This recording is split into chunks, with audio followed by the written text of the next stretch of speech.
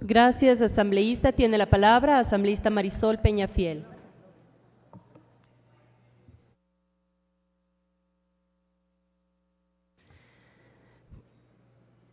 Tiene la palabra asambleísta Paco Fierro.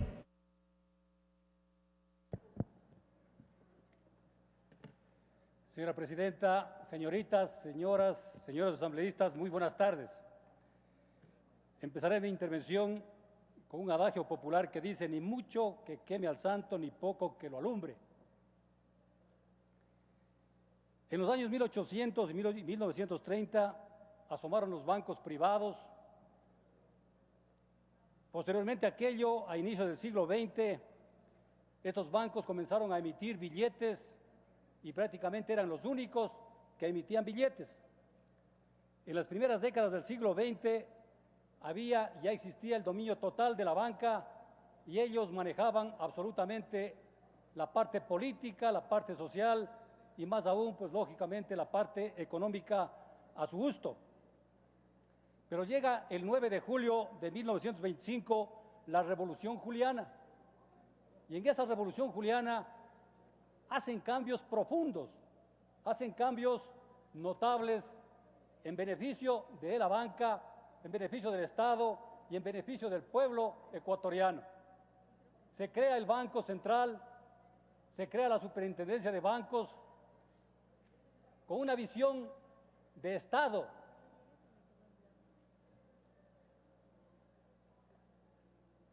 En el año 1999, aquí han pasado por varias ocasiones, han pasado videos, el salvataje bancario. Ese descontrol que existía, esa falta de Estado en el control de los banqueros, en el manejo de los dineros del pueblo ecuatoriano, llegó justamente al año 1999, en donde se produjo este salvataje bancario, y en el 21 de enero se dio la revuelta civil-militar por consecuencia de lo que estaba haciendo el presidente Yamil Maguad. En esa revuelta, en la cual participé, yo fui dado de baja de las Fuerzas Armadas y me siento orgulloso de haber dado mi carrera militar en esa lucha civil-militar en contra de lo que estaban haciendo pedazos la economía del pueblo ecuatoriano. Salí por la puerta grande y repito, no me arrepiento de haber hecho aquello. De eso existen causas y también existen efectos. Dentro de las causas podemos nombrar para este salvataje bancario los malos manejos por parte del gobierno, los gobiernos de turno. Imprimían billetes sin ningún respaldo, repartían billetes por donde más podían, subían los sueldos.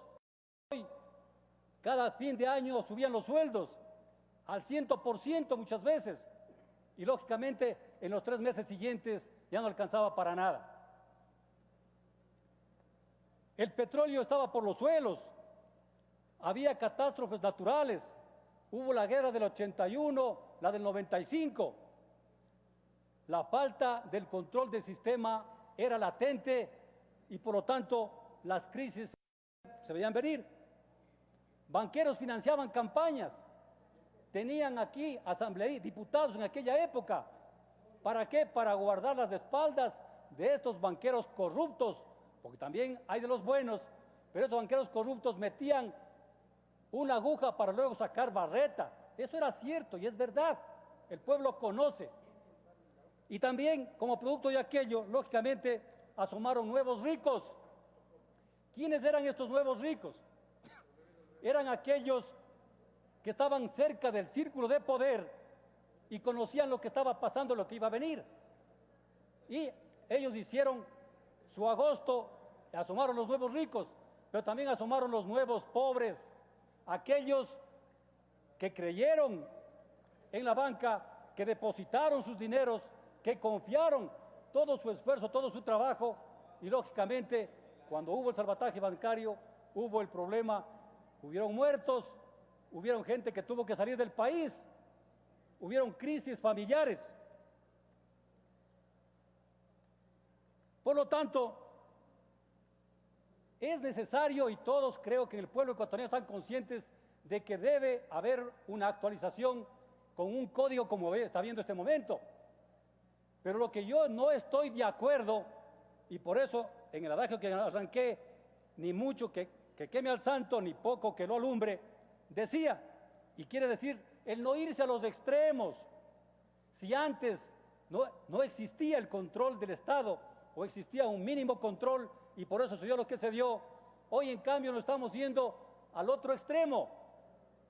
Ya no estamos hablando del control del Estado, sino estamos hablando del control del gobierno de turno, del gobierno de turno, cualquier gobierno que venga, de cualquier tendencia. Cuando otro gobierno esté, todas las autoridades se van afuera y nuevas autoridades puestas por el gobierno de turno.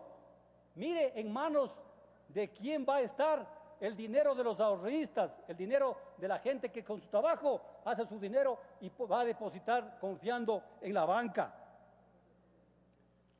Es necesario el nuevo código para poder regular a la banca pública, a la banca privada, a la economía popular y solidaria, y de igual manera a los regímenes de valores y seguros.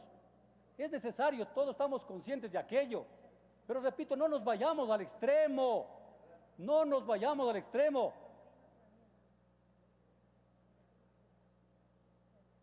Antes había el Banco Central y la Superintendencia. Hoy en cambio estamos creando la Junta. Esta Junta son nombrados todos por el gobierno a dedo. Y ahí existen unos requisitos. Existen unos requisitos que, por ejemplo, a mí sí me preocupan. Le pone en el documento original que manda el gobierno a la Asamblea con carácter urgente, ¿cuál será la urgencia que tiene después de 7 años y medio de estar en el poder? Pero en ese documento ya envía indicando que el gerente del Banco Central deberá tener 7 años de experiencia. Para mí es poco.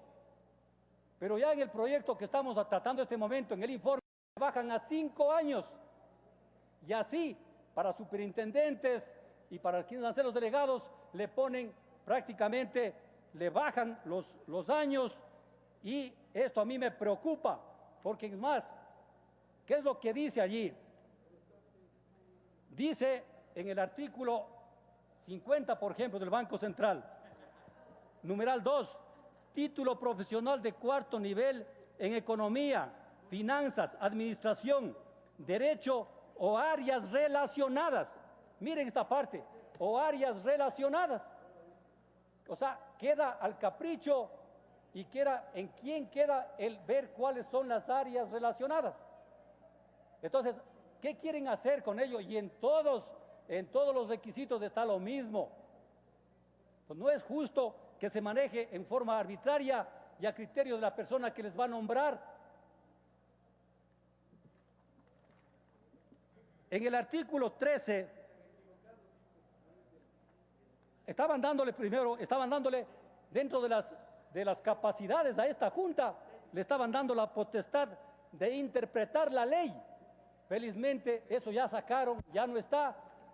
Han visto en la comisión que estaban cometiendo ahí un error y por lo tanto han sacado, y eso está correcto, está bien. La creación de la Junta en el artículo 13 y 14, hablando con respecto a los requisitos, en el artículo 50, numeral 3, en el 66, en el 81, en el 365.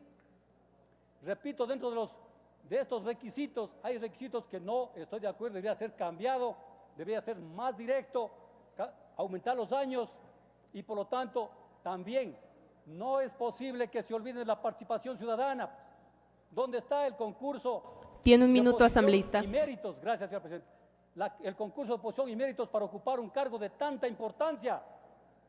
Por lo tanto, es necesario que existan en esos concursos las veedurías como está contemplado para poder elegir a esta gente. No caigamos en lo que estamos cayendo, de irnos de un extremo hacia el otro.